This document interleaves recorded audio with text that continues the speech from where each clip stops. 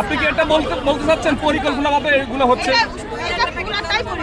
উনি কোথা থেকে আসলো আজকে? আমাকে কেন ফোনে হুমকি দেওয়া হলো যে আপনার নামে মামলা হবে, আপনি বাজে কেক বিক্রি করেন? আমি ওনাকে বলছি আমি বাজে কেক বিক্রি করি, এটা আপনি প্রমাণ দিয়ে দিবা।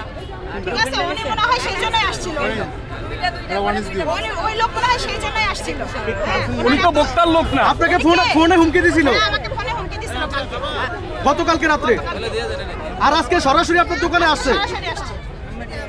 আচ্ছা আচ্ছা আপু, আমরা দেখলাম একটা লোক এসে আপনাকে অনেক কিছু জিজ্ঞাসা করছে, আপনার কেক ভালো না খারাপ।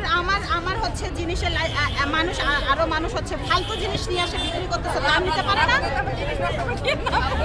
তার নিতে পারে না, তার লাইসেন্স চাই না, আমার লাইসেন্স কেন চাই? আমি কি 100 টাকা কেক বিক্রি করি? উনি কি বক্তার লোক আসছে না সাধারণ জনগণ? উনি জানে উনি কি, উনি নাকি সাধারণ জনগণ, ওনার বাচ্চাকে খাওয়াবে, ওনার মন চাইলে উনি খাওয়াবে না, মন চাইলে খাওয়াবে না। আমি তো কারো হাতে পায়ে ধরিনি যে আমার জিনিস খান, ভালো লাগলে খাবেন, ভালো লাগলে খাবেন না।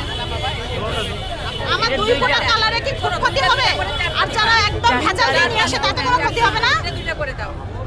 ইয়া স্টেপলার দাও।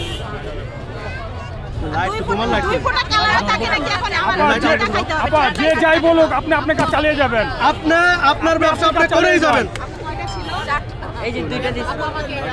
কে কি বললো সেটা শোনার দরকার নেই। পরে আরো পরে লাইট আছে, সব লাইট ও ভাইরাল আছে। ওই লাইট দিছি, লাইট তো দোস্ত ওই লাইট আছে না। হ্যাঁ লাইট লাগে, লাইট নিলে তো ফরফার নি কইবেন, এটা কই দিমু? হ্যাঁ কই দিমু? না না লাইট অফ করলে